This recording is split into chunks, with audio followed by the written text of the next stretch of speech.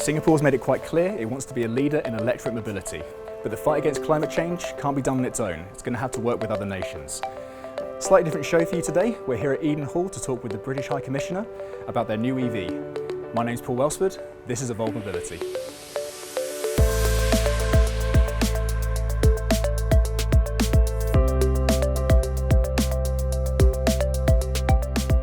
Hi Paul. Hey Cara, how you doing? Welcome to Eden Hall. Thank you very much. It's an absolute honour. I'm really delighted you're here. Are we going to go and have a look at the Jaguar? Let's do it. Let's go. Go on then.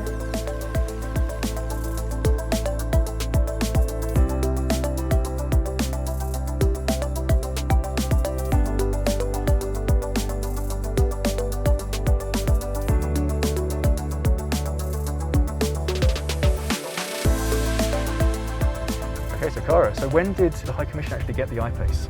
So we chose to buy it earlier last year, and then it arrived and was ready for our use in October 2020. And what was the decision around an EV? Why an EV? The UK is trying to do all it can. We are going to be president of the United Nations COP, the climate change talks at the end of this year in Glasgow. And we're trying to do all we can in that context, but also generally around our operations to reduce our carbon footprint. So changing our car from an internal combustion engine car that we had before, lovely Jag, but it was diesel, to an electric vehicle, it made complete sense. And the feel of the car, does it feel different compared to the previous car? Yeah, I really love it. So from the moment that I got into it to test drive a model, I liked it. It was kind of pacey. Yeah. The clue is in the name. Clue's in the name, yep. So it's really responsive. I love this glass roof, which creates a sense of light in the car, but it also, the sky looks brilliant when you're going along in it. It's really comfortable. I don't know what you think. Yeah, I mean, I've had experience driving the I-PACE, so it's nice to be a passenger for once, and it definitely is. I mean, it's comfy in the front seat, but it's also quite comfy back here. Is it more roomy than you thought? It is actually. Yeah, there's a lot more space here, and so right. you feel like you've got a lot of room to move your legs. Definitely very comfortable. I think you could sit in here for quite a long time and not really realise it. And as well, this car is very distinctive. Yeah. You can see that you guys have done some stuff with the branding and the colour. Can you tell us a bit more about that? Some of it is about our impact on the planet, but also there's a little bit about encouraging other people to think about making similar choices. So I thought we might as well get a really good colour. So we've got blue, which kind of pops. Yeah. And of course blue is in the Union flag anyway. And then we've got some branding and design down the side, a sort of hint of our flag, and the words "I'm all electric," so nobody can miss the point. Exactly, it's very distinctive, right? Very distinctive indeed. And obviously, you're going around in this car quite a lot, attending a lot of events and meetings. How has that experience changed for you? How much do you like being driven in an EV? Well, I'm really proud of it, and actually we're noticing that since Singapore changed its rules around electric vehicles and all the announcements around the budget, the sort of level of interest in the car has gone up. It's become a little bit more famous. Yes. And so you'll find people sometimes coming for a little selfie alongside the car. Yeah. So it's becoming a bit famous, right? Yeah. That's fantastic. Yeah. And how does the car fit in with, you mentioned about COP26, but how does this fit in with the British High Commission's sort of overall sustainability goals?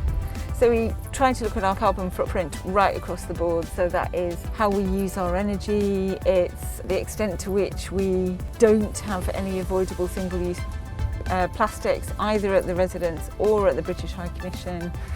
We take as many little steps as we can, including composting to help the garden, growing our own herbs for the food that we serve, what kind of cleaning products that we use, for example, polishing silver, we try to use more natural products.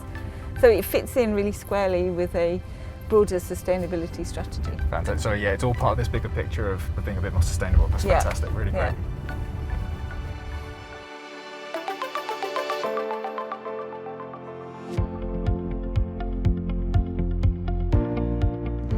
So, Cara, why is it that EVs are so important for countries like the UK and Singapore? If we, as a world, if we're going to meet the commitments that we made in the Paris Agreement to lower carbon emissions, we're going to have to double the pace of the transition that we've already made. That's a pretty ambitious target. And the International Energy Authority says that of all the carbon emissions, 24% come from transportation. Right. So if you put those two facts together, the importance of the transition to electric vehicles is really, really obvious. Yeah. I mean, it's 24%. 24% comes from transportation. Right, wow. And so Singapore's made some announcements around that.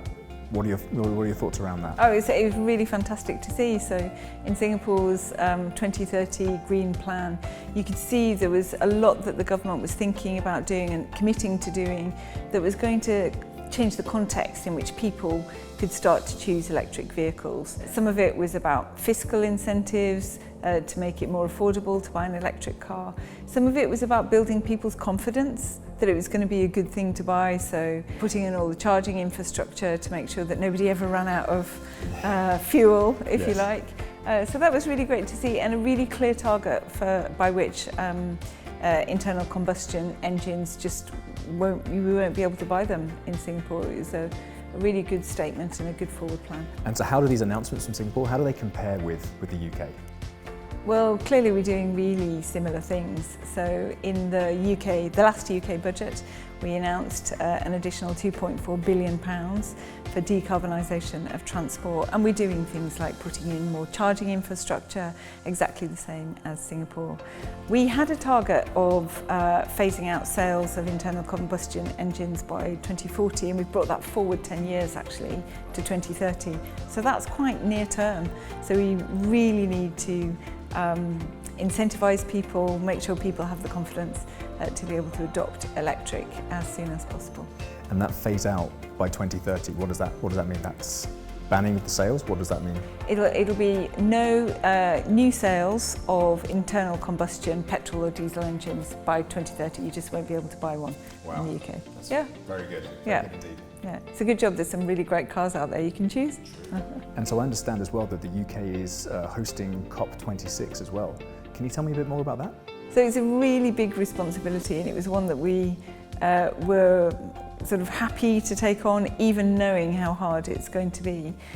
I think 6 years ago, the Paris Agreement was really game-changing in terms of us getting a grip on our carbon emissions, and we need Glasgow to be similarly game-changing. And there's a bunch of stuff that we really want to do. We want to use the whole of this year and the previous year to raise the level of ambition that each country is setting out of how fast they're going to reduce their own carbon emissions. So we want to see really ambitious national targets.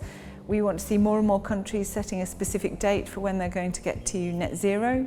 In the UK, we've legislated for that, and we'd like to see more and more countries doing that. And then there's a bunch of campaigns that we're pursuing at the moment to encourage more adoption of different types of behaviour. So there's something around electric vehicles.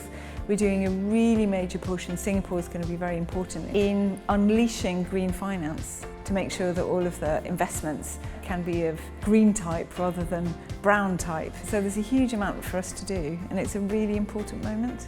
I think that's a really interesting point as well, because I think a lot of people just think about the technology side of things. Yeah. You know, it's the EV, it's the charger, but you're right, there's all the financing as well. The money needs to go to the right places. Exactly.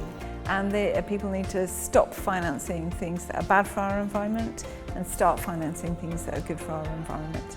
I mean, right across the board in terms of green, sustainable energy, costs of everything are coming down. It's not going to be that long until it will be cheaper to buy an electric car than it will be to buy any other type of car. Similarly, where once it was a bit more expensive to have renewable energy, we've seen recent deals that show that it's much cheaper to have renewable energy over the longer term than it is to invest in coal, for example. Do you have any sort of hopes and wishes for what's going to happen with the environment? It's a very sort of tense moment for a lot of people, but what's your feeling of how things are going? Yeah, so I think we all need to come together with both a sense of urgency but also a sense of hope. I think there's been amazing technological advances, and actually if we just made full use of all the technology that's available today in all of our economies, we would be able to bend the curve much faster. So that gives me hope that we can do it. I'm also struck in Singapore. A year and a half ago when I arrived, it wasn't every single conversation that had a sustainability element. Now it is. It's almost impossible for me to have a conversation with any business, with any bank, where sustainability doesn't come up. So it's really been a big shift, even in just the last 12 to 18 months. Yeah, and we have to absolutely capitalise on that and make Glasgow a really big moment for the whole of the world. And I think we can do it. I think we can do it if we act together. Well, it sounds extremely exciting. Well, obviously, here at Evolve Mobility, we're very happy to see you guys are in an electric vehicle. Thank you so much for your time and hope to see the car up on the road. Great. Thanks for coming. Thank you. Yeah.